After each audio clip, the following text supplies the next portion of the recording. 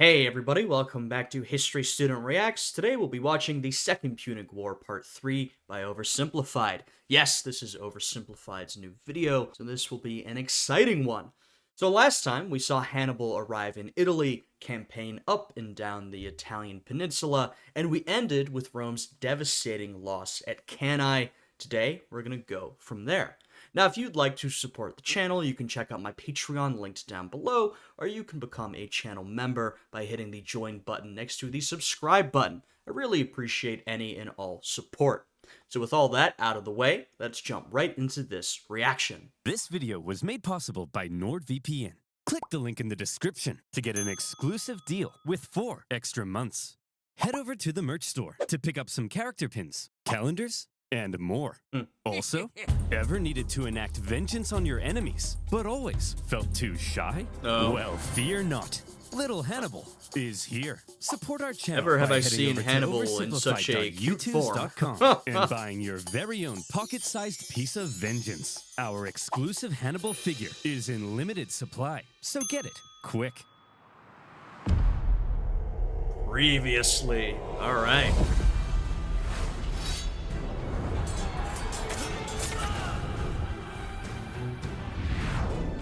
Yeah, this is basically going to be a Roman L compilation, right? I mean, that's kind of what this war has been, especially since Hannibal crossed over the Alps.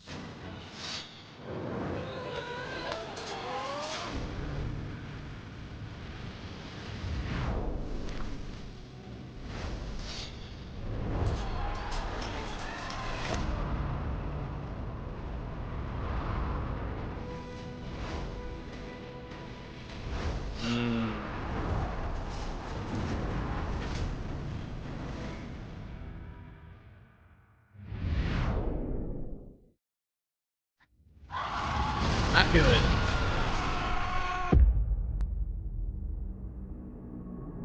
How do you solve a problem like Hannibal? In a crisis such as this, the Romans often turn to religion. Yeah, I mean, Hannibal was becoming a real existential threat to Rome itself, right? Now, look, we've seen the Romans had taken loss after loss against Hannibal, and they had kept coming back. But it was getting to the point, especially right here, where the existence, or the continued existence of Rome was coming into question, right? It was still a relatively young republic, I mean, it was sort of mid-part through its history, right? And it had found a lot of success, expanding throughout Italy. It was now becoming more of a broader geopolitical power. But with Hannibal here, right, he's been marching up and down Italy. The Romans have been taking massive losses. There's a serious possibility that Hannibal might take over Rome entirely. This could be the end. Now, of course, in retrospect, we know that's not what happened, but at this time, he was that existential threat. And as Oversimplified said, that's often when people generally, but also the Romans here, would turn to religion. You know, what's going on here? Have we displeased the gods? Should we build a temple? Right? Something like that. It's becoming an extremely serious, fundamental threat to Rome overall. And this was one of those greatest moments of Roman panic, frankly, throughout the entirety of Roman history. What's going on? Are the gods mad at us? The gods must be mad at us. But why? Why? No, why?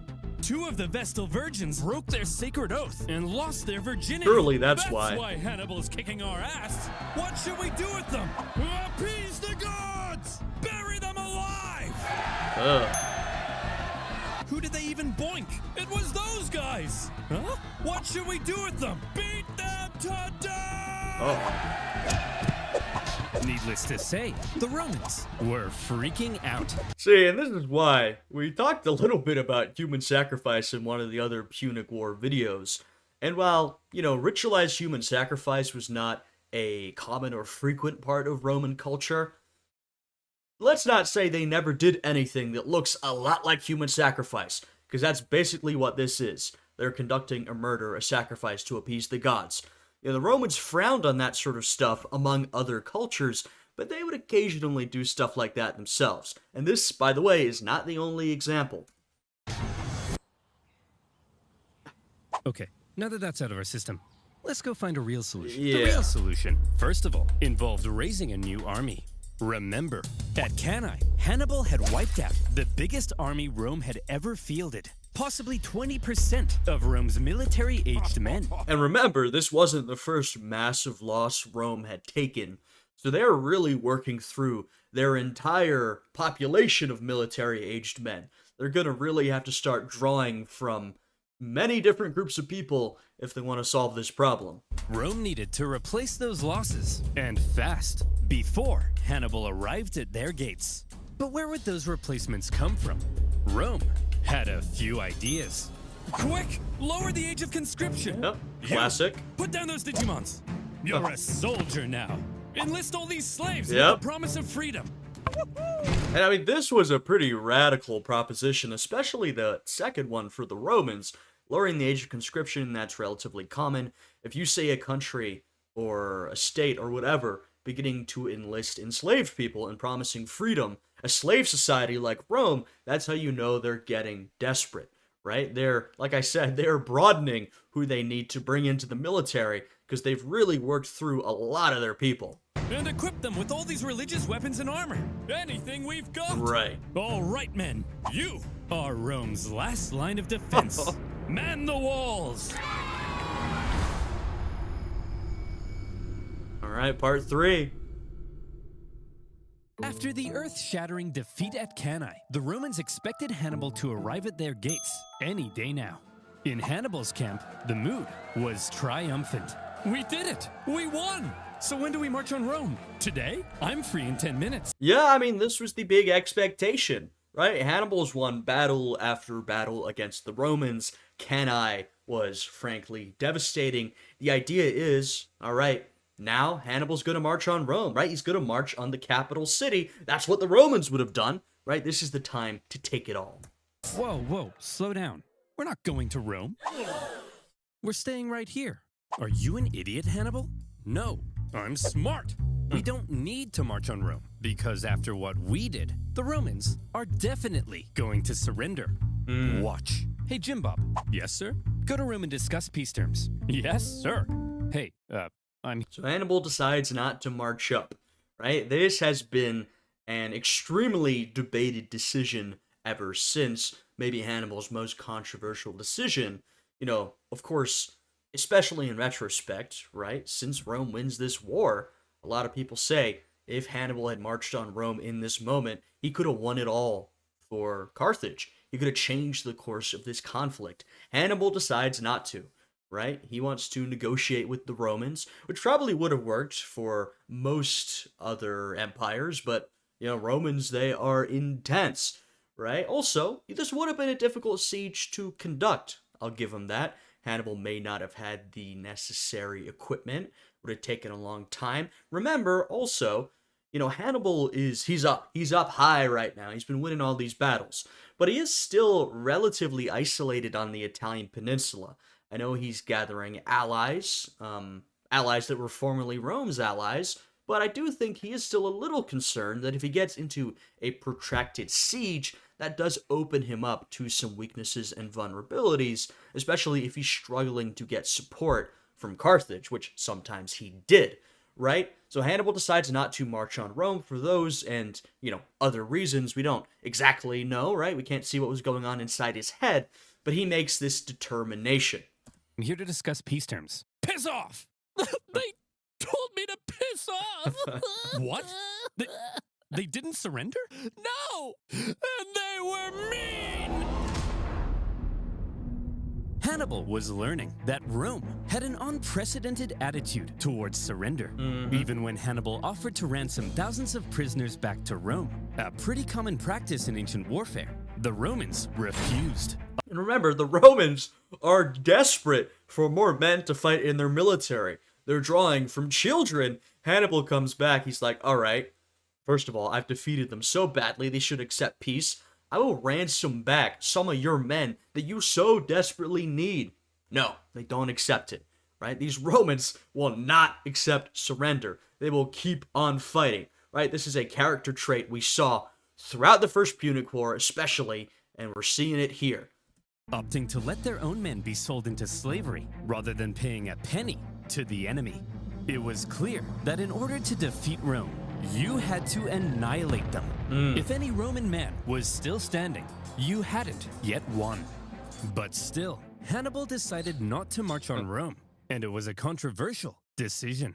Even one of his own commanders famously told him, "Hannibal, you know how to win a battle, but you do not know how to win a war." From Hannibal's perspective, perhaps he knew his army was designed to survive behind enemy lines and sow chaos. It may not have been well equipped to undertake a risky siege of... He's saying exactly what I did, right? Controversial decision. Maybe he wasn't equipped to handle such a siege. one of the most fortified cities on Earth. Plus, with many of the southern cities defecting to his side after Cannae, Hannibal likely thought things were going pretty well. Right, Hannibal's... Exactly. Hannibal... Now, once again, remember, Hannibal can't see the future. So he doesn't know how the war's going to go. From his perspective, he's winning battles, he's gaining more allies. He might be thinking, why put myself through this difficult siege when I can win by continuing to do what I have been doing? Plus, we've seen Hannibal keeps up his momentum, he gains more allies. If he slows down even a bit, he's sort of in a risky position, right? He's relatively disconnected, doesn't have a lot of supply lines. He's gaining them as he gains allies, but I think he might also be worried if he slows down, gets bogged down in a siege, he may start to lose some of those allies he's gained, or at least he won't be gaining new ones, right? There are a lot of risks associated with not going straight for Rome. Nonetheless, of course, it is a controversial decision, right? I'm not saying he was necessarily correct or incorrect. I'm just sort of explaining the reasoning, or the potential reasoning behind his choice. As is. We'll stay the course. Okay, so the Romans didn't surrender after 3 major defeats. But surely they'll surrender after 4. Yeah. Unfortunately for Hannibal, however, after Cannae, the Romans well and truly learnt their lesson. Yeah. Well, would you look at that? Remind me, who was it that said Hannibal was too dangerous to fight? You. And who said we shouldn't fight him directly? You. And who tried to fight him directly? Us. And what happened? We lost 20% of our military-aged men.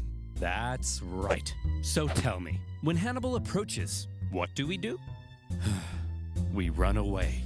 The Romans could be adaptable, right? They were known to learn from their enemies, but they could also be incredibly stubborn, right? We've seen that here. It could take a lot for them to learn their lesson. In this case, they have well and truly learnt their lesson, right? Fabius Maximus pioneered the Fabian strategy, right? Where he wanted to essentially fight a sort of war of attrition against Hannibal, not engage in any of these big, large-scale battles because he knew the Romans couldn't win them. As we saw in previous episodes, a lot of Rome's senatorial class thought that was cowardly, not the right way to fight the war. Well, they've been fighting the war their way, aside from a period when they listened to Fabius here, and things have gone very, very badly. So now he comes back, and everyone's sort of like, yeah, okay. You were right. Okay, you were right. We'll do things your way now. I'm a genius. Clap for me. After Cannae, Fabius Maximus kind of became the unofficial leader of Rome. Even if others were elected consul, his influence was unparalleled, and Rome quickly reverted to the Fabian strategy of avoiding Hannibal. They knew they couldn't defeat him, so instead, they hoped they could at least contain him. And now look, Hannibal's going to continue wreaking havoc in Italy for years, but overall, this is a successful strategy. Now, to be fair, this alone probably would not have won Rome the war. They needed to win battles in other theaters of the conflict, which I'm sure we're going to see in this one. But in concert with those other strategies and wins outside of Italy, this strategy works, right? Hannibal, like I said, he does have allies in Italy now, but he is still relatively cut off, at least from Carthage. Supply lines are still pretty difficult, so they want to wait him out, contain him, try to prevent the damage as much as possible, though Hannibal's going to do a lot of damage marching around relatively unopposed, trying to wear Hannibal down over time, because he is largely still in Rome's territory. They've got a little less control of that territory now, but the point still stands. Much better than going up against him in these massive pitched battles and losing thousands or tens of thousands of men each time. They raised an impressively large number of men, partly by enlisting teenagers, slaves, and criminals. And rather than trying to fight Hannibal, they instead turned their attention towards those treacherous southern cities that had switched sides. Thanks for joining the winning team, guys. Here's the deal. All you have to do is provide me some troops and defend your own city. Because these allies are sort of keeping Hannibal afloat. And so Rome says, yeah, we're not beating Hannibal. Why don't we go for some of these allies? Right, we cut off these allies providing him troops, providing him supplies. That's going to be a big issue for him. I'll be too busy to defend it for you. Now, I'm going to briefly turn around, look this way, and when I look back, you better not be being massacred by the Romans. Oh, for goodness sake! The Romans spread out their newly formed legions and began attacking the southern cities here, there, everywhere. The southern cities expected to have Hannibal's protection, and Hannibal was inundated with requests for help.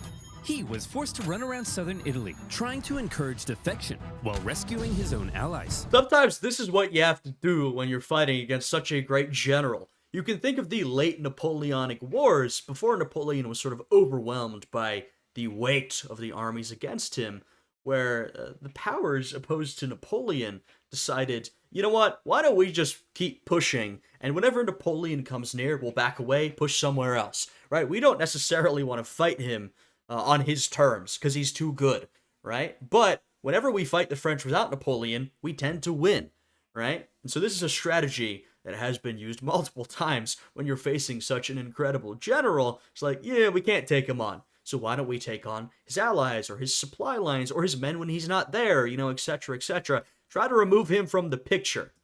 But when he showed up, the Romans would often leave, only to come back the second he went away again. Yep. And as these southern cities found themselves being punished severely by the Romans, they began to realize that joining Hannibal may not have been such a good idea.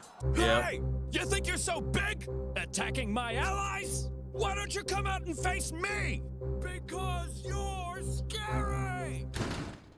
The fickle southern... And, you know, we've seen previously, this has been a tactic that has worked for Hannibal, right? He's, you know, why don't you come out and face me? Come on now. And the Romans, with their hubris, almost every time, unless Fabius Maximus is in power, have gone, yeah, let's face him. We can take him. We're not cowards. But now, after Cannae, they've learned their lesson. Fabius is in control. They're saying, no thanks. Nah, we're going to run away. You know, it might feel a little shameful to them, but this is the correct method for winning. cities frequently switched sides depending on who appeared to be winning, and the whole situation became a nightmare for Hannibal to control, playing a constant game of Roman whack-a-mole to fend off the enemy armies. Having not long ago seemed near extinction, the Romans had managed to turn the situation around by placing Hannibal in a clever predicament. Yeah. If he left southern Italy, the southern cities would likely capitulate to Rome, meaning he couldn't leave. And since the Romans wouldn't fight him, he couldn't inflict any more dangerous defeats. For now, Hannibal had been muzzled. The thing is, Hannibal, like I said, still in Roman territory. There's sort of only so much he can do on his own. Remember, this is one guy leading his army and coordinating with his allies, facing the Roman Republic in its own territory.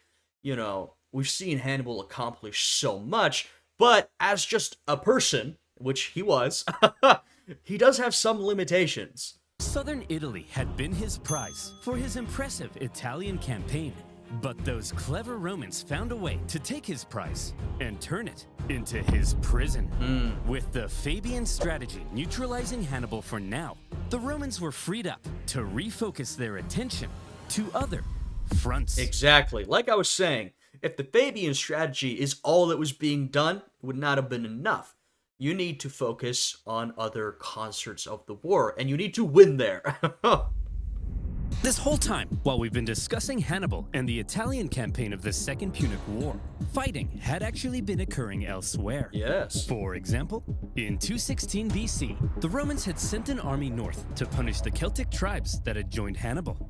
However, as the Romans entered the Latana forest, little did they know those clever Celts had set up a trap. The Celts dropped trees on them, decimating the Romans, and they even took the commander's head to use as a religious sippy cup. So that went pretty bad. Whoa, very bad. Jesus, that's extremely bad. So, as we remember, Hannibal crossed the Alps. He gained some allies in Cisalpine Gaul, right? That is Gaul on the close side of the Alps from the perspective of the Romans. Hannibal's not there anymore. The Romans are like, all right, come on, now's our time to go up there and punish these barbarians. And they've just gotten whooped. But thankfully, in other theaters, things were going a bit better. Yes. For example, let's look at Sicily. After Cannae, internal chaos in Syracuse caused this longtime Roman ally to switch sides, because being a winner is more fun. As we remember, Sicily was in fact, it was the main territory fought over in the First Punic War. It was a prized territory fought over by the Romans and the Carthaginians. The Carthaginians also landed troops, hoping to retake their lost Mainly for grain production, by the way. island, while Roman proconsul Claudius Marcellus moved in to besiege Syracuse. The siege was a brutal slug for the Romans, largely due to the presence of one famous scientist and mathematician, Archimedes. He lived in Syracuse at the time, and he invented a variety of clever contraptions to defend the city. Yeah, a lot of the history written about this siege is about all the contraptions and machines that Archimedes made to defend the city. Probably because it's so cool, you know what I mean? But that's a lot of what we know about, because the historians were like, well, let's write about that. That's incredible. It may be sort of a little over-exaggerated because of that, but, it's a pretty cool thing, right? There was a giant claw that could grab and destroy Roman ships, and purportedly even a big mirror that could magically ignite them. The Carthaginian forces on the island attempted to come to Syracuse's rescue, but luckily for the Romans, they all got diarrhea and then died. Finally, in the city itself, the day of a big annual religious festival came, and the Syracusans said, well, fellas, we've been holding off the Romans for over a year now. I think we've earned ourselves a little party. Sir, we're still under a massive siege. Are you sure? They'll probably take advantage of it. Well, Carl, I'm taking advantage of the open bar. Sir, they've got battering rams. Well, Carl, I'm ramming these hors d'oeuvres into my mouth. Sir, they'll tear down our walls. Well, Carl, I'm tearing it up on the dance floor. Sir, they're literally at the gates. Well, Carl, I'm literally at the cheese platter. Marcellus took advantage of the drunken festivities, stormed the city, and plundering ensued. In the chaos, Marcellus ordered Archimedes be captured alive. Some sources say Roman troops entered Archimedes' home, and they were like, hey man, are you the math guy? Go away, I'm drawing circles. Look, I just need to know if you're the nerd. Come on bro, get out of here, you're messing up my circles. Now is not a good time to draw circles. It's always a good time for circles. I love circles. Either stop drawing the circles or I kill you. I choose the circles. Yeah, they killed him. The Roman commander was like, this guy could be extremely useful to our war effort. I mean, look at all he's done to defend the city. He's dead. Damn it. Despite not securing Archimedes, by 210 BC, the Romans did secure Sicily, and also put down a Carthage-supported rebellion. Yes, is Rome really reasserting itself in Sicily. We saw they had done that in the First Punic War, right? Them and Carthage had fought over this prized territory because Rome was expanding south through Italy. They had reached Sicily. Carthage had their sort of overseas Mediterranean empire. Rome had been like, we'll be taking this now. And now they've reasserted control, and they've truly reasserted control, right? Sicily will now be an important part of the Roman Republic, Roman Empire, for a long time to come. On nearby Sardinia. 2 Roman successes, and there were more to come. After Cannae, King Philip V of Macedon saw an opportunity. He was concerned with recent Roman expansion into Illyria, and so, when he saw Hannibal annihilating the Romans in Italy, he said, oh my gosh, hey! Oh my gosh, you're so cool! Let's form an alliance and annihilate the Romans together! Sure. Yes! And they had, of course, had reason to be concerned, right? The Romans have pushed out a lot of Hellenistic influence to the south of Rome and Sicily itself, actually south of Rome, the south of their territory, the south of Italy, and in Sicily itself. And now, not only have they pushed out Greek influence there, but they're starting to move into the Balkans, into Greek-controlled territory outside of Italy itself, right? So some of these powers are getting concerned. Hey, wait a minute. These Romans, they're expanding pretty rapidly. Of course, that's what concerned the Carthaginians as well. Oh, wow. Hannibal hoped to secure Philip's help in fighting Rome, but a Roman army was sent to the region, stirred up Philip's other Greek opponents, and essentially kept Philip bogged down in Greece for the entire duration of the war. And of course, this is where we note that I talked about Hellenistic Greek influence. Of course, the Greek powers were always fighting among themselves, so you can't really blanket talk about, and this is what the Greeks did. It's like, well, there was a lot of fighting, the Greeks and the Macedonians, and, so they didn't really get along, which obviously benefited Rome's expansion into the region. Another kind of Roman success. But the main front Rome was hoping to push Carthage back in was Spain. Yeah. The riches of Spain made it one of Carthage's most valuable possessions, and the Romans were eager to weaken it. Yep, as they pointed out, they've got a lot of silver mines there. And, I mean, this is very relevant to this story, right? I think we talked about this in the First Punic War. But this is territory, a lot of it, that was gained by Hannibal's family, right? His father in particular.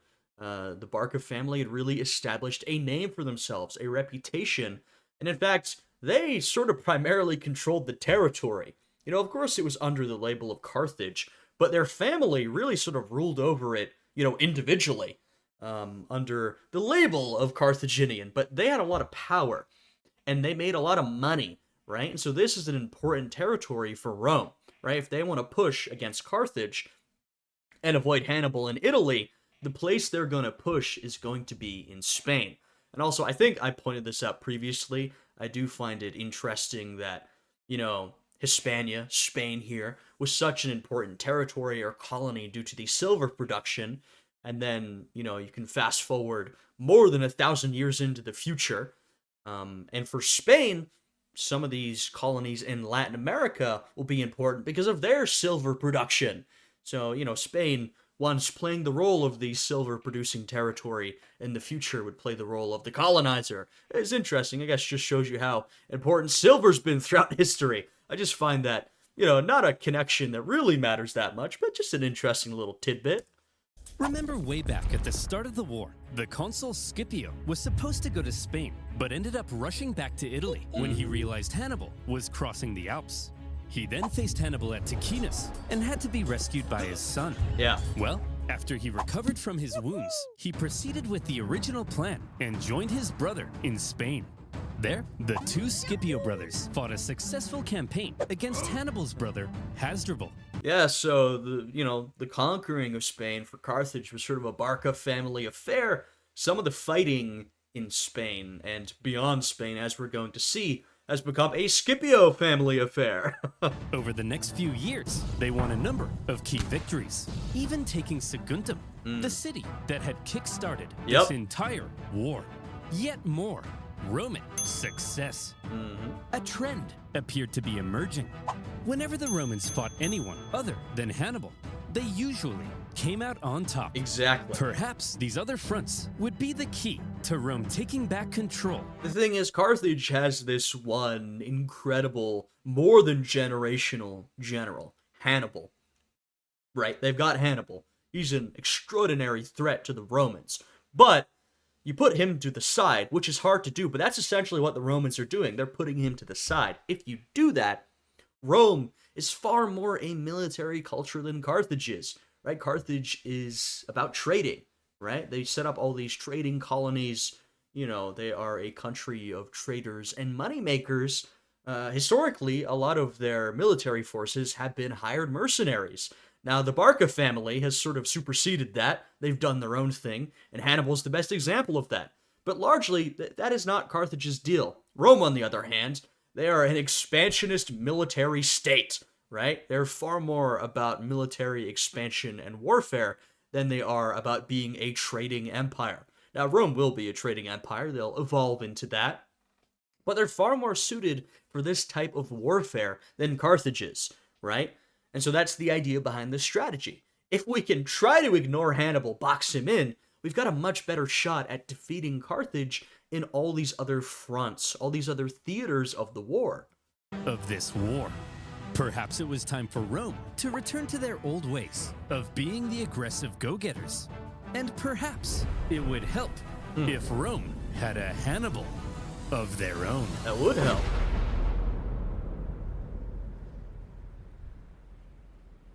Scipio, the younger, Yep. was the son of Publius Scipio, currently fighting in Spain. This made him a member of one of Rome's most prestigious families. Not much is known of his childhood, although there is one story of how he was getting hot and heavy with a young lady, only to have his dad barge in and drag him out wearing nothing but a cloak. This story was written by a Roman poet to make Scipio look bad, but by modern standards has ended up making him look pretty rad. My guess is if Rome had a high school football team, Scipio would be the quarterback. Scipio was only 18 when the Second Punic War broke out. He was at the Battle of Ticinus, where he famously rescued his father, and he was one of the survivors of the Battle of Cannae. So, Scipio has already survived a lot at this point. He's young, but he's sort of a hardened survivor of several brutal battles. And as you said, Rome's Hannibal, there is a lot of comparisons there, right? I was just talking about the Barca family and the Scipio family, right? Hannibal is sort of the inheritor of the legacy of his family, right? His father, who had fought in the First Punic War, now it's Hannibal's time. Scipio, right? He is sort of the inheritor of his family. Their legacy, right? They've been fighting in this conflict. Scipio, so far, he hasn't been sort of a leader necessarily. He's been backing up his family, his father, right? That's the role he's been playing. Now he's getting a chance to do it on his own, right? There are some similarities there between Scipio and Hannibal, and you can imagine, just as Hannibal grew a lot of resentment towards Rome due to his experiences, how Scipio might have developed serious resentment against Carthage due to his experiences. After which he threatened to cut down any man who dared abandon Rome. He was a natural leader and up to his ears in spunk, and therefore he rose through the Roman ranks shockingly fast. We need a new military tribune, but Hannibal has killed so many men, we're running out of options. Put me in, coach. Scipio, you're only 20. You can't be a tribune. Come And this is what we'll see. Scipio, I mean, he's very talented, a natural leader, right? He's going to be an incredible military leader, but one of the reasons he's able to rise so quickly beyond those traits is that so many people have died. So much of the military and political leadership has been killed, especially at Cannae, right? We saw an unusually high number of Rome's political and especially military leaders were at Cannae because it was supposed to be this incredible battle. And so Rome has lost a lot of its leadership class. That opens the door for people like Scipio. Now, Scipio was from an important family, but it was his age, right? He was so young, relatively inexperienced. I mean, he's seen a lot, but in terms of his practical political experience, he would not have been able to rise as quickly if it had not been such a desperate time. on, coach. Put me in. Well, you do have a lot of spunk. All right, you're hired. We need to elect a new Edile. Who do we have left? Put me in, coach. Scipio, you don't meet the minimum age requirement. I got this, coach. I got this. Well, okay then. You're in. Ugh. Rome had age requirements for these positions, but as we'll see throughout Roman history, they would break them if they needed to. If you were truly an impressive enough figure, the age requirements didn't really apply. My room's a mess. I gotta cook dinner. Oh, and would you look at that? My fly's down. Life sucks. Put me in, coach. Wow, you're so spunky. When Scipio was 25, however, he received some bad news. His father and uncle in Spain had both been defeated in battle, and shockingly, both of them were killed. Oh. The news must have been devastating for the young Scipio, but it was also devastating for Rome, as almost all of their Spanish gains were wiped away. Okay, listen up. And as we talked about, Spain is sort of Rome's key to success here, right? This is the territory they need to take if they want to continue to push this war against Carthage. So now, they're gonna need someone else to go and wage that war. We need someone to go and replace the Scipios in Spain. So, who's up for it? Come on, who's gonna go? Fabius Spain seems unwinnable. There's no glory to be had there. Yeah, the glory is here, defending the homeland from Hannibal. Well, somebody has to go. I said, well, somebody has to go. That's your cue. Put me in. Scipio was eager to be the one to go and replace his father and uncle in Spain. However, there was concern amongst the older senators. Yeah. You're only 26. A lot of concern. To give him such an important position, he had an incredible lack of experience. He was very young, but he was extremely willing to go. He obviously had family involvement, right? He's very much tied to the events over there. He's clearly a bright young man. If they weren't so desperate, they probably would not have sent him. But, as we saw, Rome was really struggling to find people to send. You can't lead a military campaign. He's right. That's a good point. And you're 71. You can't stand up without a little urine dribbling down your leg. That's a good point. Absolutely right. Scipio didn't meet the typical requirements for the position, but as the only person willing to go, this young piece of hot Roman meat was unanimously elected proconsul and sent to lead the Roman armies in Spain. He hoped to carry out a campaign as impressive as Hannibal's had been in Italy. In fact, Scipio rather admired the one-eyed general. Scipio, you've got a Hannibal poster in your room. Yes, but he's the enemy. I'll let you in on a secret, Billy. You know how we're gonna win this war? By marching straight at the enemy? No, that's the old way. We've gotta be less Roman and a little more Hannibal. As I said, the Romans could be very stubborn, but the Romans could also be adaptable. And I think the Romans, frankly, at their best, and the reason they survived for such a long time, was because they were adaptable, right? They were willing to learn from their enemies. That's a big thing, right? Take, not everything, but particular strategies or weapons or tactics from their enemies and bring them into their way of doing things. That's a very important Roman trait. Hey, by the way, don't just barge into my room. That's an infringement of my privacy. Privacy? Ad? Privacy, you say? Here we go. Well, Scipio, if it's privacy you want, then you, my friend, need NordVPN. Don't touch me. How would you like to be innocently downloading inspirational photos? As I usually do, I'll let the ad play through, right? This is a new video. I've got Oversimplified's video linked down below. You can go check it out. Go give him a like. Check out his sponsor. Show Oversimplified support for making these fantastic videos that clearly so much effort go into. So I'll let the ad play through. Servers around the world, keeping you safe from malware and other online threats.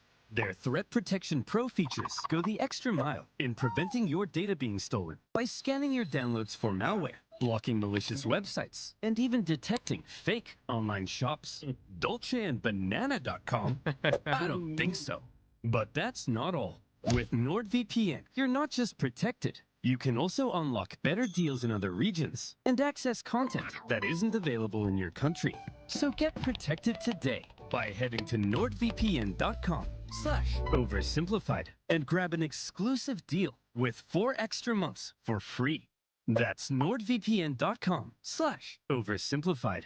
And as always, you'll be supporting my channel. Nice. So thank you. Now, where were we? Oh yeah. Hannibal contained a young piece of hot Roman meat sent to lead the Roman armies in Spain. Scipio was charismatic, extremely confident, bold, and probably most importantly of all, he thought differently from other Roman generals. So, Skippy, what's the plan? Don't call me that. We're Roman, so same thing as usual, right? We march straight at the enemy, right? Get this, Billy. No, we don't. Scipio was a real outside-the-box thinker.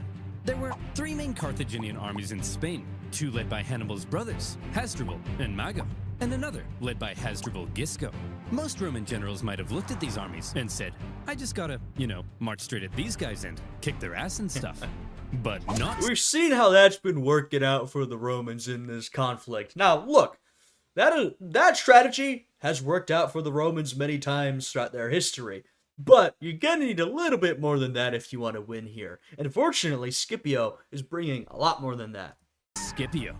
At a time when many believed winning battles won wars, one of Scipio's greatest strengths was an ability to see the overall strategy behind his actions. He knew that This is very smart. I've talked about this before, right?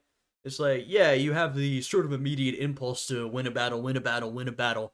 But exactly as this says, why are you winning the battle, right? You need your sort of tactics, your battlefield wins, to be in accordance with your broader strategy.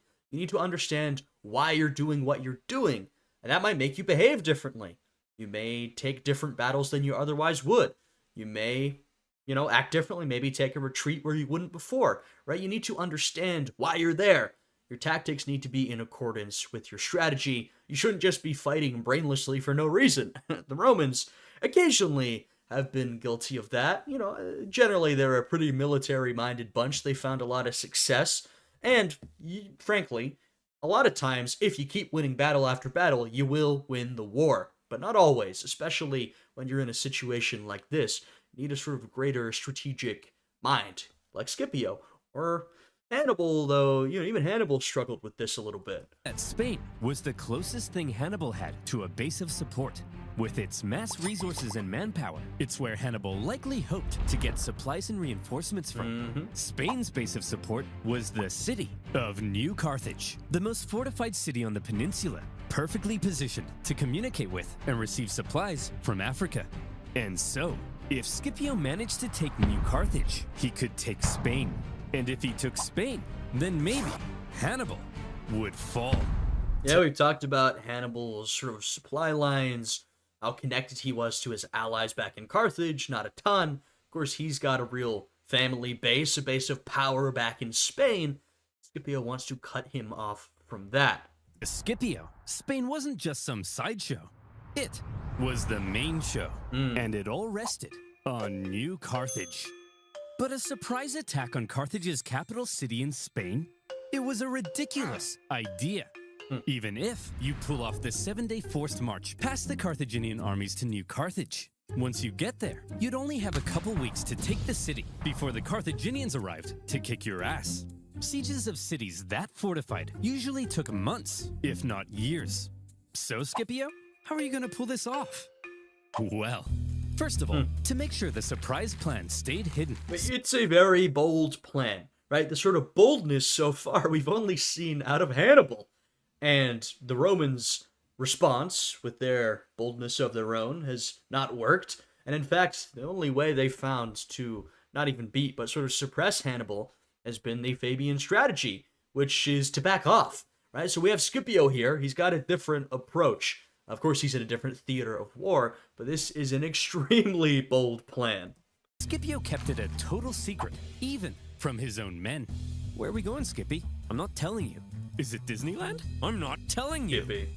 I think that means we're going to Disneyland. This secrecy kept the Carthaginians from preemptively reinforcing the city. As a result, New Carthage was left under garrisoned, because the Carthaginians believed it to be kind of naturally impenetrable. It was surrounded on 3 sides by a lagoon, and only accessible via a narrow isthmus. What's an isthmus, you ask? Maybe read a book. All right, Scipio, you made it to New Carthage. Now the other Carthaginian armies are only a 10 days march from coming and kicking your ass. Just what were you thinking? Well, I will say those geographical defenses are pretty impressive, but anytime I hear a city is naturally impenetrable, I'm just waiting for an enemy army to come by and assault it. Let's put it a little differently, and attack the city. You're just, never mind. We'll stop with this comparison. Scipio had learned something crucial. Every afternoon, the tides made the lagoon around New Carthage briefly shallow enough to cross. So, he ordered a large diversionary attack on the main city gates, distracting the city's defenders. Then, a small infiltration force traversed the lagoon, climbed the unguarded northern walls, and entered the city. They ambushed the guards and opened the city gates to the rest of Scipio's army. Damn. And just like that, New Carthage had fallen. Holy. In a single day, Scipio had taken Carthage's capital city in Spain. Not bad. And he made it look easy. With it, he seized much of Carthage's war supplies, several silver mines near the city, and various powerful Iberian tribes even joined his side. Yeah, we'll start seeing this in Iberia as well, right? One of Hannibal's main strats out in Italy has been taking Rome's allies from her, right? Allying with the different tribes in the area. We saw that in Cisalpine Gaul. We're seeing that in southern Italy, now here in Spain. And we've seen a bit of this before, actually, in Hispania. Scipio is now allying with some of the tribes in the area to fight back against the Carthaginians because, this territory was not too long ago conquered by Carthage. And now he was in a great position to take on the other Carthaginian armies in Spain. Wow, Skippy, you're amazing. Don't call me that. How'd you know the lagoon would get shallow? It's almost like you speak to the gods. No, I told him. All the local farmers know about the Yes, that's it. I speak to the gods. Wow! Scipio had no problem allowing his men to think he was divinely inspired. Roman writers also tell us another of Scipio's... classic Roman general type situation. Whether you believe it or not, it's pretty good to let those around you think that you're inspired or led by the gods, right? That leads to a lot of faith in your leadership, whether warranted or not. Traits. He was apparently quite merciful in victory, and often protected the inhabitants of captured cities. Okay. Spencer! What are you doing? Well, I was just about to murder this family. Hey, bad Spencer! No! Can I at least kill the dad? No! What about the... No! Oh, you're mean! The Carthaginian generals... that's pretty unusual for the era. Merciful in victory? It was pointed out by historians because at the time it was worth pointing out because it was not incredibly common. You see some generals that were merciful, but they tended to be pretty brutal when they conquered an enemy city, especially one that had resisted. Region must have been shocked at the loss of their capital city. There was now a Terminator in Spain, and he was coming. In 208 BC, he made a move on Hasdrubal, hoping to defeat him before the other Carthaginian armies could come and link up. When Hasdrubal heard Scipio was coming, he said, Hasdrubal did the sensible thing and climbed a big hill for safety. Hey, get down here. I want to kill you. Pretty decent idea. Fat chance, Vin Diesel. Well, he doesn't have to be rude. So what's the plan then, Scipio? This time, we march straight up and at him. Right? Right, Scipio? Billy? That's why he got up the big hill, right? To force the Romans to march up and at him. No. Scipio once again displayed a distinctly not Roman approach to fighting, when instead of marching straight up and at him, Scipio feigned a frontal skirmish, only to pull off a surprise uphill. Once again, this is like a Hannibal-type strategy, right? If this was back in Italy, prior to Cannae, you'd see this flipped, right? The Romans would have a strong defensive position, come at us, and Hannibal would either trick them to leave their position or feint an attack and sneak behind them, or we can see Scipio. Not only does he have a creative way of thinking, but he's clearly learnt from Hannibal. Envelopment. Not an easy thing to do, but Scipio had trained his army to pull off maneuvers that typical Roman armies couldn't. After the battle, the defeated Hasdrubal fled Spain, hoping to link up with his brother Hannibal in Italy. And Hannibal desperately needed the help. As Scipio was dominating in Spain, Hannibal's struggles in southern Italy continued. He was convinced that if he just received ample supplies and reinforcements, he could reverse his fortunes and get back to kicking Rome's ass. But for the remainder of the war, he would suffer a frustrating lack of support from... I've talked about this before. Hannibal relatively cut off, not just because of the position he's in, but also he really struggled getting reinforced from Carthage itself. The Carthaginian Senate.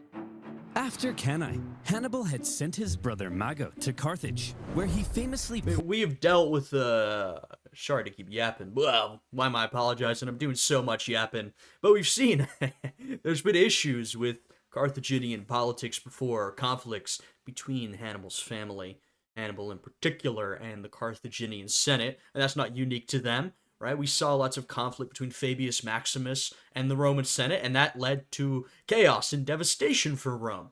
Right? So we're seeing here Hannibal may not be getting the type of support he'd necessarily want. Also, we've sort of talked about this. Carthage is this sort of trading, economic-based empire. Hannibal is much more of a military man, sort of, in some ways, more in the style of a Roman, though, of course, he thinks quite differently than they do. But part of that thinking differently is because he understands them so well. And so there's a bit of separation between him and a lot of his country's senators. After Cannae, Hannibal had sent his brother Mago to Carthage, where he famously poured out golden rings taken from fallen Roman knights. He told the Senate that with reinforcements, Hannibal could finish the job. But a growing faction in the Senate, possibly jealous of Hannibal's rising influence, opposed sending any help. In the end, a large number of the reinforcements gathered for Hannibal now ended up being diverted to stop Scipio in Spain. Yeah, you might think it's kind of crazy that they wouldn't send the resources to support Hannibal. But I will say, I mean, one, I do think it's a bad decision, to be clear. But two, just to get a sort of some of the frame of mind, right? Remember, we're looking in retrospect. A lot of these senators are saying, well, Hannibal's doing so great. Why do we need to reinforce him? He's going to be fine on his own. Oh, he's just quibbling. All generals always want more reinforcements. He's doing fine on his own, right? But it is a different frame of mind than the Romans, because you can bet in the same situation, Rome would be sending every last man to conquer this very important territory. You know, a lot of these Carthaginian senators, they think differently. But, I mean, to be clear, like I said, I do think this is a wrong decision. But now, you know, they've got less of a choice in terms of sending reinforcements, but just not to Hannibal. They got to reinforce Spain now, right? They're facing more issues, and those issues will only increase over time. Just as he had hoped, Scipio's campaign in Spain was actively harming Hannibal in Italy.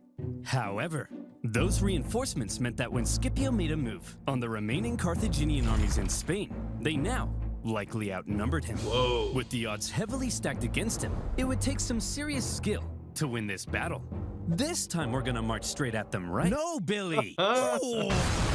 The preceding Battle of Ilipa is often considered Scipio's masterpiece because it was positively oozing with deception and trickery. First, both sides spent several days forming up and facing off without... Hey, a lot of great generals, not all, but a lot of them rely on deception, trickery, and mind games. Gotta understand your opponent to be able to work around their advantages, negate those advantages. Scipio gets this. Hannibal gets this. You know, other great generals throughout history. Julius Caesar, he understood this, to bring another Roman to mind. Right? This is a very important thing for some of the greatest generals of all time to understand. Actually fighting. On each day, Scipio placed his strongest Roman legions in the center, with his weaker Iberian allies on the sides. Seeing this, the Carthaginians were like, "This guy's an idiot. We've seen his plan. His strongest troops are going to be in the center. So let's form all of our battle plans based on this information. I'm sure he won't change anything at the last minute." Then, when the day of battle came, Scipio woke up the Carthaginians with an early morning attack, causing them to rush out of camp without breakfast. When the Carthaginians lined up with their strongest troops in the center to meet Scipio's, they were stunned to find that Scipio had completely reversed his order. Very Hannibal-esque, eh? Seen this exact strategy before. The weaker Carthaginian sides now found Scipio's strongest bearing down on them. Then, in an extremely impressive maneuver, the well-trained Roman wings even stretched out during their approach, hitting the Carthaginians from the sides. The Carthaginian center could have turned to help, but Scipio had ordered his center to approach so slowly that Carthage's center could do nothing but just stand and wait. Damn, that is nefarious. They want to turn and help their allies on either side, but they've got this very slowly marching Roman army coming towards them. Damn, that's good. This way, the outnumbered Scipio had cleverly controlled events so that the bulk of the strongest Carthaginian troops couldn't even fight during the battle. He had It's not quite what we've seen Hannibal do, right? There's differences in execution, but in the style, we're seeing very similar things from these two guys, right? Using your troop formations, all these different tactics to essentially trick your enemy and use that to take massive advantage. and either encircle or flank your enemy. Completely removed them from the equation. The incredible Scipio had inflicted a monumental defeat on a much larger enemy force. Oh, And the damn. Battle of Ilipa was the Holy. final nail in the coffin for Carthaginian Spain. Yet more tribespeople continued to side with the Romans, and the remaining Carthaginians retreated to the coast and eventually fled the peninsula. I mean, this is a massive loss for Carthage. Now, obviously, at this point, they didn't know that they wouldn't get this back. I'm sure they thought, oh, we'll regain this territory. But this is a gigantic loss. This is such a rich province. Well, become a rich Roman province, produces so much wealth from those silver mines. It's a very, very important territory to control, and Carthage has just lost it to Rome. This is really bad for Carthage. And would you look at that? In just a few years, the incredible young Scipio had turned Spain completely red. And like I said, Hannibal, he's only one guy. What can he do? Nothing. He's locked down in Italy.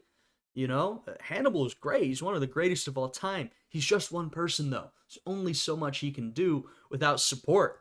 The Carthaginians must have been stunned. Hmm. His Spanish campaign had almost been as impressive as Hannibal's campaign in Italy. In fact, see if any of this sounds familiar. In Spain, Scipio had used the environment of the battlefield to his advantage. He staged ambushes by concealed troops. He treated local tribespeople well, earning their friendship. He even once forced his enemy to come out and fight him without breakfast. Each and every one of these tactics were possibly borrowed from a certain one-eyed general.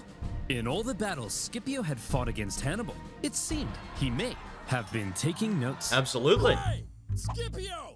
What? Stop stealing my tactics! I'm 700 miles away. I can't hear you. What did you say? What?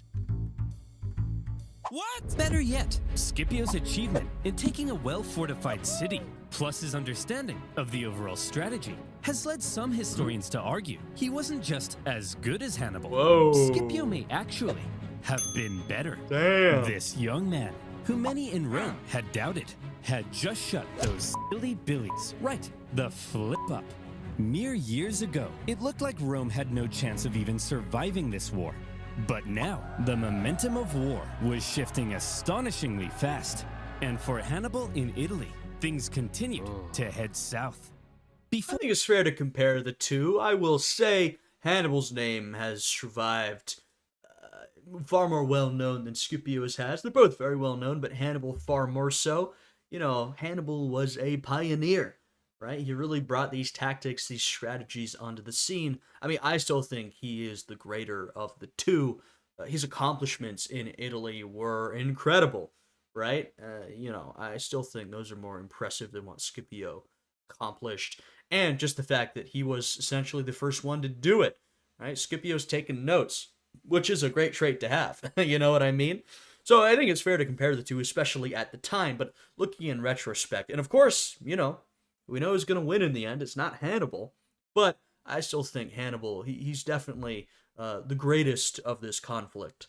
Before Scipio had even gone to Spain, the Romans had placed Capua, Hannibal's largest city in Italy, under a dangerous siege. And in order to rescue it, Hannibal needed to take drastic action. Fast. Man, everything's falling apart.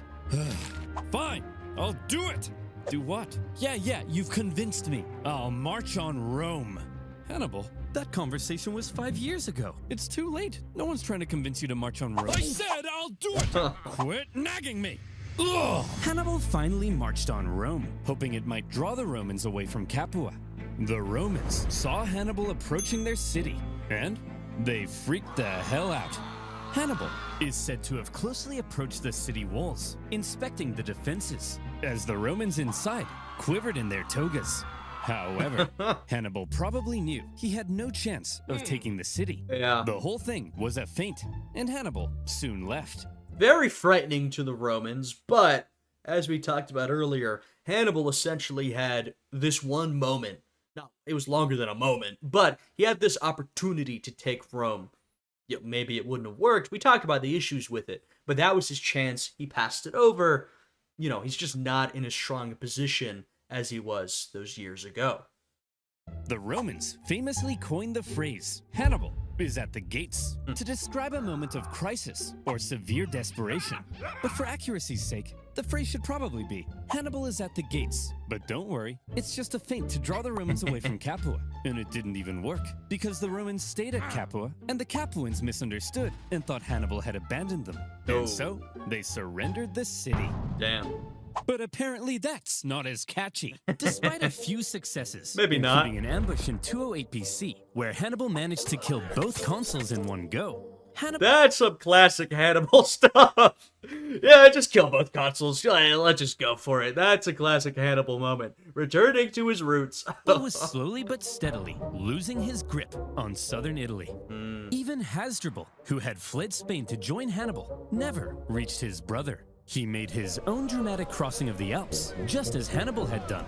But unlike Hannibal, the second Hasdrubal arrived in Italy, he was immediately pulverized. Dude, Hasdrubal, when crossing the Alps, must have thought, I'm just like my brother. I'm going to be one of the greatest. And then he was immediately defeated. So it didn't quite live up to that reputation. The Romans then took his head and threw it over the walls into his brother's camp. Damn. Hannibal was becoming extremely isolated. After his impressive conquest of Spain, Scipio returned to Rome a hero. And when the election came for next year's consuls, despite not meeting the typical requirements, Scipio won in a landslide. But the question... Like I said, if you were a great enough individual, the requirements didn't really apply to you in Rome. That was the little secret. now was, what would he do next? All right, what's your plan then, Scipio? You're gonna go fight Hannibal now, right? Get this, Fabius. No. Scipio's plan remained the same as before. Don't attack the monster directly. Attack his base of support. Yeah, Scipio's still thinking right. You know, the Romans are like, okay, we've got Scipio. He's our Hannibal. You're gonna go right at him, huh? Scipio's like, no, that's not what I'm gonna do. Have y'all learned nothing? I'm gonna keep doing what I've been doing. I don't need to, yet, attack Hannibal himself, like Oversimplified just put it, going to attack his base of support, right? Think broader about this war. Think more strategically. Which now happened to be Carthage itself. Exactly. That's right. Scipio would invade Africa. I mean, think about this. Of course, look, you can understand Hannibal was a massive figure, especially if you're one of those Roman senators in Italy. He's going to be on your mind constantly. But Scipio, you know, he's been off in Spain. He's got a broader view of the conflict, right? He's saying, look, I know Hannibal has done a lot of damage to Italy itself, but one, you know, Hannibal's losing support in Italy. Things aren't going so well for him. He's still a threat, absolutely. But two, this war is bigger than Hannibal, right? It's not just about defeating him. In fact, if I can go to Africa, go to Carthage, and defeat them there, in their home, in their capital, then they're done for.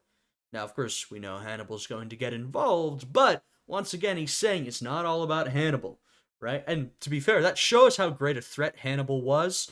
I mean, like I said, things aren't going so hot for him, but still, Scipio's strategy shows you how much of a threat he was, as he still wants to sort of work around Hannibal. However, But he is right. Scipio understood that any invasion of Africa would stand a much better chance if he could secure an alliance with one of the African tribes. Throughout the war, Carthage's far superior Numidian cavalry, which came from this part of Africa, had played a critical role in winning battles. Yep, and those Numidian cavalry, was well known throughout the ancient world, still relatively well known in ancient history today. Extremely skilled cavalry. Numidia was divided between two rival kings. In the east, the king Syphax had sympathized with Rome for much of the war, and so at some point, Scipio visited Syphax to ratify a treaty. It just so happened, however, that the Carthaginian general Hasdrubal Gisco, whom Scipio had fought in Spain, also arrived at the exact same time. And so Syphax invited both Scipio and Gisco for a meal. Awkward. The two men fought for Syphax's alliance, and by Roman accounts, Scipio was positively charming. Come on, Syphax, stick with us Romans. We'll build a naked statue of you. Very enticing. If you join our side, Syphax, we'll give you a 2% discount on figs. You like figs, don't you? Not really. Hey, Syphax, check this out. Wow! Hey, Syphax, check this out. Did he just defecate? I believe he did. Well, Scipio, you clearly are the most charming man in the Mediterranean. My alliance is... Syphax, I'll let you marry my extremely hot daughter. Yours! Humana, humana. Unable to compete with Syphax's libido, Scipio instead made contact with Syphax's rival, the other Numidian king, Massinissa, who was a longtime ally of Carthage. Scipio told Massinissa, if you join the Romans, I'll help you defeat Syphax and become the ultimate Numidian king. And so Massinissa was now on Team Rome.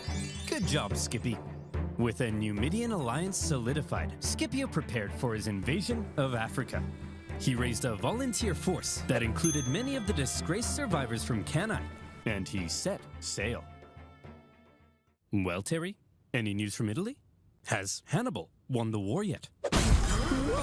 You know, maybe y'all, if y'all had sent some more reinforcements, he might have won the war. Just saying. Maybe if some of you Carthaginian senators had been a little more invested, not economically, but invested in the war, he could have won it. But whatever, Rome is at your gates now.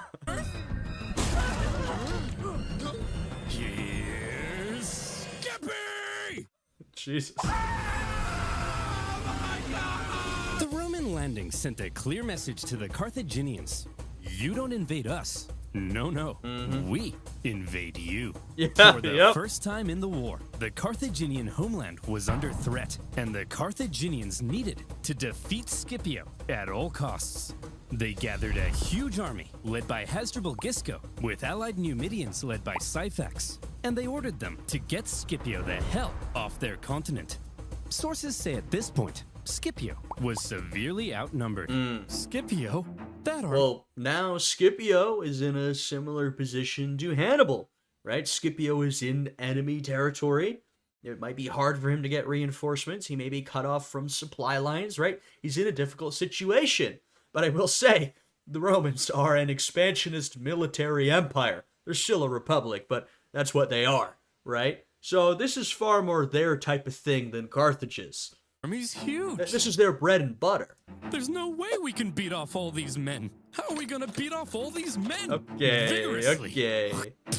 And while maintaining eye contact, as always, Scipio had a plan to deal with the larger enemy force.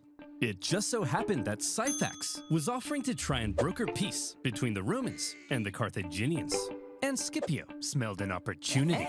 He sent a Roman envoy to Syphax's camp. And when they got there, Syphax was like, hey guys, welcome to the enemy camp. Just before we begin negotiations, a small safety demonstration.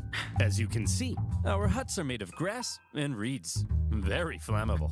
If there was even a single spark, this whole place would become a raging inferno. Okay, good to know. My men would burn alive. Very interesting. The Roman troops then reported back to Scipio about the Numidian camp, its construction, and most importantly, its flammability. Then, the following night, as the sun was setting, we've seen Scipio. He's a tricky individual, right? He is not typically the type to march straight forward at him. He's always got some scheme or plan up his sleeve.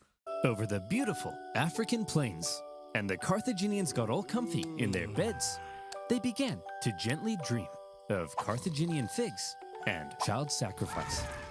Good night, Carthaginians. Good night, Syphax and Gisco. Good evening, Scipio. In the night, shadowy Roman figures approached the Numidian camp. As the Numidians lay in their beds, Scipio executed his plan. The camp erupted into flames. With the flammable wooden huts, the fires spread terrifyingly fast. Men were burned in their beds. Those who awoke in a panic, believing the fire to have been some kind of terrible accident, rushed to the exits without their weapons and armor. What happened then? Those who saw the fire from the Carthaginian camp also rushed out unarmed. And when they got there, there he was. Scipio. The Romans and their steel. Holy cinema. The terrified Carthage. That is quite the scheme. That's a good one, I have to say. I mean, it's nefarious, brutal, but that is a good scheme. You burn them out of their extremely flammable camp, and when they retreat or escape, you are there waiting to cut them down. Damn. Carthaginians were massacred, and with heavy casualties, Hasdrubal and Syphax fled the scene of the disaster. I mean, in Spain and now in Africa itself, Carthage is now taking the type of casualties that the Romans have been taking fighting Hannibal this whole time, right? They're seriously in trouble, and Scipio, right by Carthage, they are not going to be able to resist nearly as long or nearly as intensely as the Romans have been able to resist Hannibal in Italy. They're in trouble. Scipio followed this incredible success with another victory against the pair at the Battle of the Great Plains. After that, Massinissa chased his rival Syphax into his kingdom, where Syphax was captured. Massinissa was now the ultimate Numidian king. He entered Syphax's capital city. He seized Syphax's palace. He even married Syphax's wife. And when Scipio got mad at him for marrying a Carthaginian girl, he then poisoned his wife. What? Boys will be boys. Okay, Having damn. defeated the Carthaginian armies in Africa, almost nothing now stood between Scipio and Carthage. And the Carthaginians were freaking out. What do we do? What do we do? There's only one. This is feeling a lot more First Punic War, right? Not to say it wasn't a competition. The Romans kept getting their fleets destroyed by storms, but the Romans ended that war. They certainly had the upper hand. The Carthaginians were frightened. We saw scenes like this. Now, we're more back to that, right? Because the Second Punic War has been so characterized by Hannibal whooping Roman ass, essentially. Now, the tables have turned. One thing left to do. Recall him. Well, Hannibal, you've been here in Italy for 16 years. Yeah. This is practically your home. You're basically Italian. Yes, Gerald, and I've had such a lovely time. I always forget how long it is. You think, yeah, Hannibal is in Italy. He's marching up and down the Italian peninsula for a couple of years. But that reminds you, first of all, how long the Second Punic War has gone on. And secondly, how long Hannibal's been in Italy terrorizing the Romans. I'm sure you could already understand it by watching these videos, but you could even better understand why he left such a psychological scar on Rome, and why Rome had such a thing against Carthage, during and after this. I ate spaghetti, did this with my hands. I've committed my whole life to this campaign, and once Rome has fallen, it'll all have been worth it. Hannibal, you have to return to Carthage. Your Italian campaign has been for nothing. Your whole life has been a waste. No! Imagine being Hannibal in this moment. You left Carthage when you were 9. You probably barely even recognize your own homeland. The kingdom he had built in Spain with his father? Yeah. Gone. And now his Italian campaign, his vengeance. Yeah. Was it really all for nothing? I wonder, that's so true though. He left Carthage when he was so young. He's lived a lot of his life in Spain, conquering territory with his father, the rest of it in Italy, fighting. I do wonder if in this moment he regretted not taking the fight to Rome, the city itself, when he had his chance, right? Because he's been there for 16 years. What has he accomplished? He has taken an extraordinary number of Roman lives. He's won a lot of battles. He's terrified the Romans. He's kept them on their back foot for years, right? Absolutely. I don't want to downplay that. But we've got to this point. Hannibal has already lost a lot of the progress he made. Spain has been taken, right? That's so important to him and his family. The Romans are now in Carthage. Hannibal has to leave his conquests and go back to Carthage. What was it all for? That's at least what I'd be thinking in that moment. I think it's a fair question to ask. And it does make you, I think, look back on those moments and wonder, what could he have done differently? Right? Could he have taken Rome? Could he have taken the capital? Was that the missing step? The thing is, we don't know. Maybe it was, maybe it wasn't. Maybe it wouldn't have worked, right? Maybe the siege would have gone down terribly, and Hannibal's time in Italy would have ended before it did? We don't know. But, there's a lot of interesting counterfactuals to ponder. But that was that. Carthage was under threat, and Hannibal had to protect his home city. As he left Italy, in Rome, there was celebration, but also some trepidation. Now, Scipio would have to face Hannibal in Africa, where Hannibal would have home advantage. Yeah, Hannibal's got home advantage. He's facing a lot less of those problems that he was facing back in Italy. And also, it's going to be hard, if not impossible, to avoid Hannibal. That has been the Roman strategy in Italy, this Fabian strategy. Do not fight him directly. Well, that's not really going to be an option anymore. While Hannibal was on his way, the Carthaginians stalled for time and approached Scipio for peace talks. Hey, look, we never meant to start an all-out 2-decade-long war, but you did. No, that was Hannibal. He's to blame for all of this. Well, all right then. Sign this peace treaty. Okay, let me just get my signature right on there. He's here. Yes! Oh, look who's here, you bald prick! You're so dead now, Skippy. Don't call me that! After Carthage proposed peace, only to then go back on it, the normally merciful Scipio was enraged. He began refusing to accept town surrender, and instead began burning everything to the ground, selling everyone into slavery. Hannibal. Okay, so he's gone from a lot more merciful than normal to actually more brutal, right? Because, you take a town, you do a massacre, you sell them into slavery, you'll leave some people there, you'll leave the buildings there. Now Scipio is straight up killing or selling to slavery everybody and burning down the whole town. He's been enraged. He's gone from sort of one end of the spectrum to the other. He's burning our towns. Go stop him. Guys, he's obviously trying to lure me out there to fight on those flat plains, where his Numidian cavalry will give him the advantage. Where have we seen this before? It's a trick. Well, it's working. Go and fight him. It's obviously a trick. And the same with the Roman senators when Hannibal was doing the same thing. Now the Carthaginian senators are saying, what are you doing? Go out there and take them on. We can't have them burning down our towns.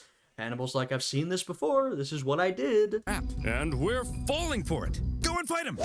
Hannibal set out to meet Scipio in the western plains. And here came Scipio's final test.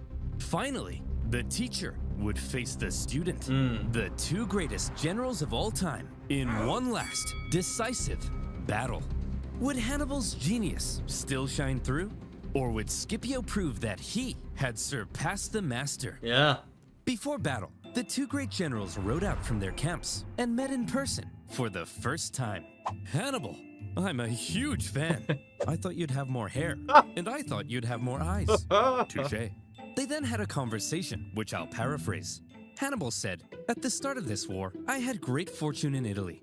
But look at me now, a sad old man who, like other sad old men, failed to conquer Rome. Your fortune can change rapidly, Scipio. You should consider negotiating a peace rather than risking it all in one last fight against me. Very eloquently put. Scipio then replied, Q!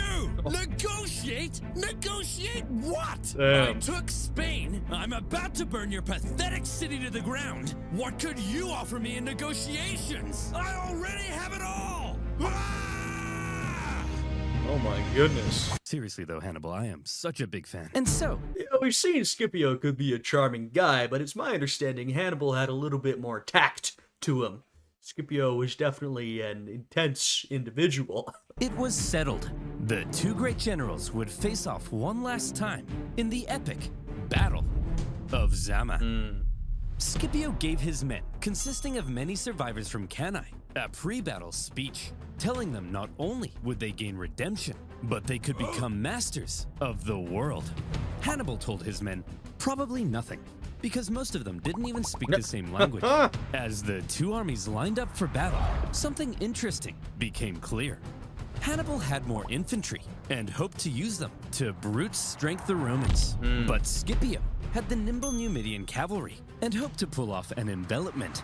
And the Carthaginians have been benefiting so much from that Numidian cavalry. Now Scipio has them on his side. Hannibal hoping to brute force, we've sort of got a flipped situation once again. The terms of the war have changed. It was a complete role reversal Right, of exactly. Cannae. As the battle began, Hannibal made his first move. He sent his 80 war elephants to smash through and weaken the Roman infantry. Scipio had the perfect response. He had altered his formation to create passages between the Roman man. Yeah, you always gotta think of how frightening those elephants must have been. These massive, biological machines of war, essentially. However, the Romans, even though they're scary, the Romans are used to them at this point. They fought these elephants. They have strategies to negate the damage, right? That they wouldn't necessarily have known previously, or maybe even prior to the First Punic War, right? The Romans know how to deal with these things. His light troops stepped aside at the right moment, revealing the gaps ahead of the charging elephants. Elephants, if given the choice between a suicide charge into spears or a nice clean escape, will probably choose the escape. Which is fair enough, you know what I mean? Look, even riding a horse can be difficult enough in combat. You have to really have control over it. You are riding an elephant. There's only so much control you can have over that elephant, right? We're talking about, I know I said a biological machine of war, but emphasis on the biological. It's an animal, right? It's not a tank or an actual machine. The elephant, in some ways, can think for itself. And like he said, if the elephant sees a wall of spears or an open corridor, it's going to take the easy way out, as it should. I can't blame him for that. Of course, if you're riding the elephant, that's not what you want to happen, but there's only so much you could actually do. And that's what happened. Some elephants were so frightened from the noise that they even turned and smashed back into the Carthaginian cavalry, which the Roman cavalry then... Worst possible outcome. I mean, that's the risk of these elephants, is that if things go badly, they can turn around and march right back through your guys, which is the opposite of what you wanted to happen. Engaged. Your move, Hannibal. Hannibal wasn't an idiot. He knew that he was fighting superior Numidian cavalry on open plains. So when his weaker cavalry ended up being routed from the battlefield, he probably wasn't surprised and hoped the Roman cavalry would be lured as far from the battlefield as possible. That's the hope. Because his infantry needed time to do a clever little job.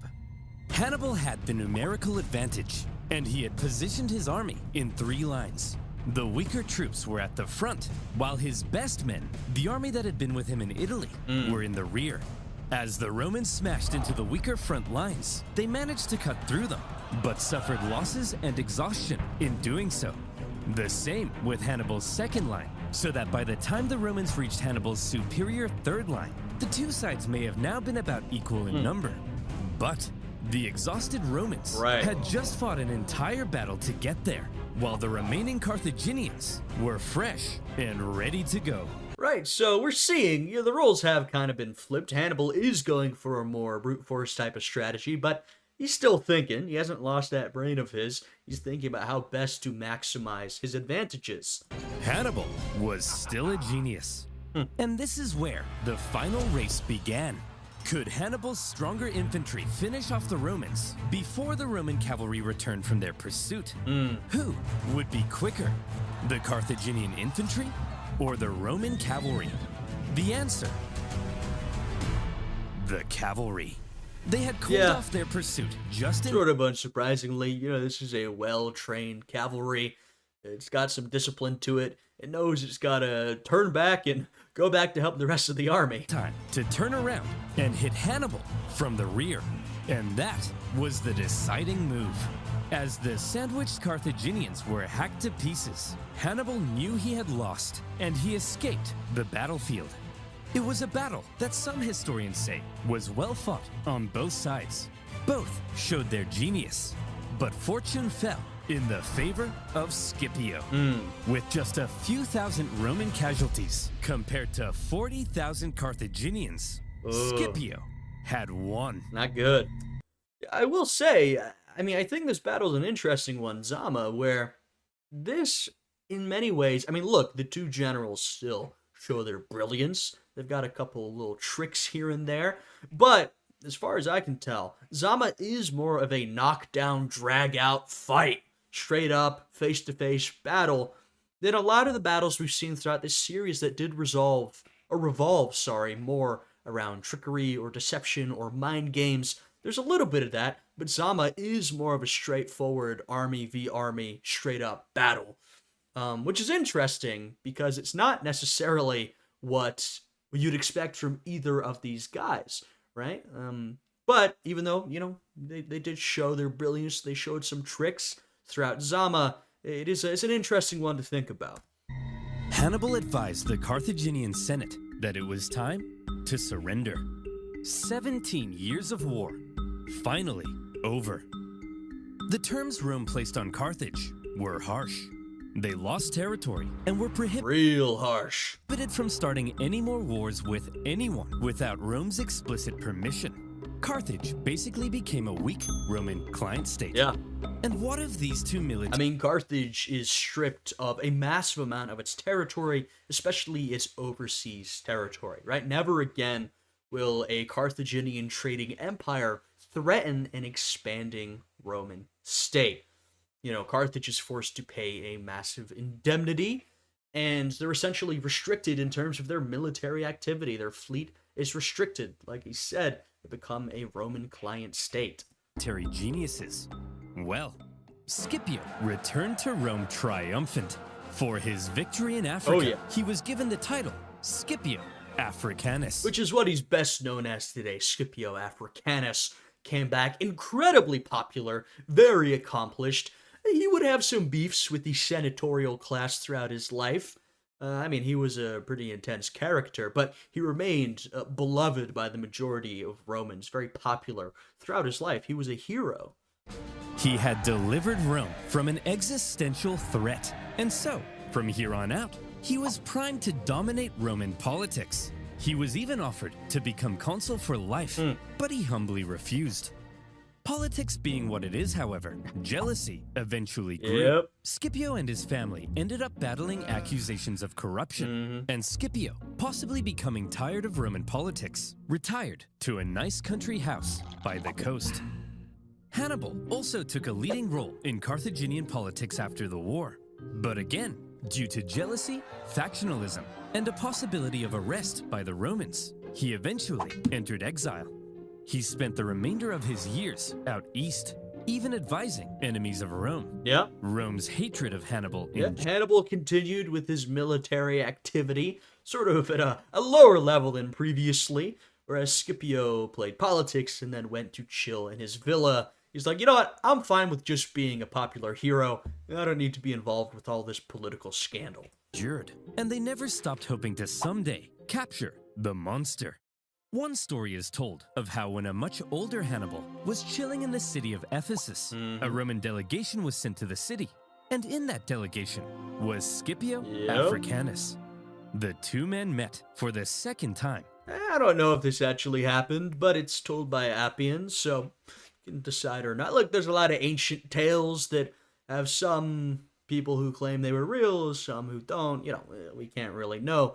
This one is very sort of cinematic, right? Seems too good to be true. It might have been, but according to Appian, this is what went down, so. And they seem to have gotten along quite well. Scipio asked Hannibal who he thought the three greatest generals of all time were. Yep. Hannibal placed Alexander the Great in number 1, Pyrrhus of Epirus in number 2, and in third place, himself. Scipio then asked, and what if you had defeated me at Zama? Well, Scipio, then I would have been the greatest general of all time. Please, call me Skippy. Eventually, around 183 BC, Hannibal, now in his 60s, came under threat of Roman capture. After a long life, he chose to take some poison.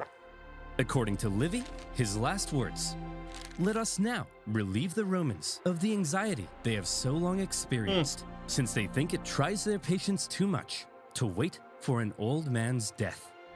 Wow, Hannibal, what a dignified end. Gross. And there you... Yeah, apparently I think there are also a couple of stories as how Hannibal went out. Like a lot of these things, you'll hear different versions, different stories. But that's definitely one of them. I will say on that conversation between Scipio and Hannibal, apparently when Hannibal gave his top 3, Scipio was a little miffed. He was like, okay, what if you defeated me at Zama? He's like, okay, I didn't make the list. Interesting. Because Hannibal was being a little coy with it. And Hannibal's answer, that I'd be at the top if I defeated you, supposedly made him very happy and assuaged Scipio's concern. That was basically Hannibal saying, oh, well, yeah, you were such an impressive threat that I would have been number one if I defeated you. So they ended off on a good note. I will say, not such a good note for Carthage, though. Right? Carthage was extremely depleted. About, I believe, 50 years later, Rome would go back to finish the job, essentially completely destroy Carthage. When I say completely, I mean completely. Right? They still bore that grudge. They never forgot what Hannibal did to them. As you saw from Hannibal's end, though he sort of went out on his own terms, and how they treated Carthage, right? They destroyed it, stomped it into the ground. So Carthage was, it was almost over as we're seeing it there. It was truly over at that point as an empire, and also as just a city. You have it. The Second Punic War. Finally done. It took 17 years to end the war, and on a personal note, making these videos has also taken 17 years off my life. Carthage began to recover from the war, shockingly fast, however. He's talking about and it. Anxieties over Carthage would remain in Rome. Yeah. In particular, one senator would be... Well, I should have waited for him to speak. I thought he was done.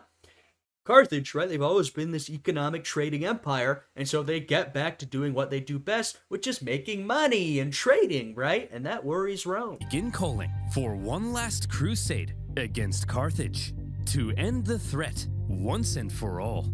He famously began to end all of his speeches with one singular phrase, one of the most famous phrases in Roman history.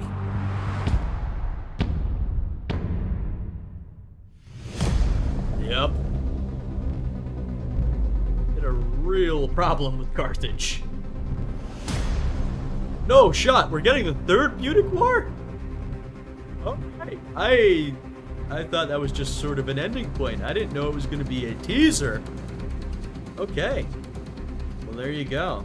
Seeing if there's anything... No, we're done. All right. I thought we were done with... That's why I gave sort of the ending. But apparently we're going to get the third Punic War. Oversimplified. Really dedicated to the Punic Wars. I respect. I mean, it's been a long-term project for him. So yeah, another great video. This was a particularly long one, and my reaction, of course, has been a particularly long one. So thanks anyone who's still watching this far. If you liked the video, I'd appreciate it if you leave a like, subscribe, check out my Patreon, link down below, all that good stuff. Another fantastic Oversimplified video. I hope you guys are all having a great day today, and I'll see you all again next time. Goodbye.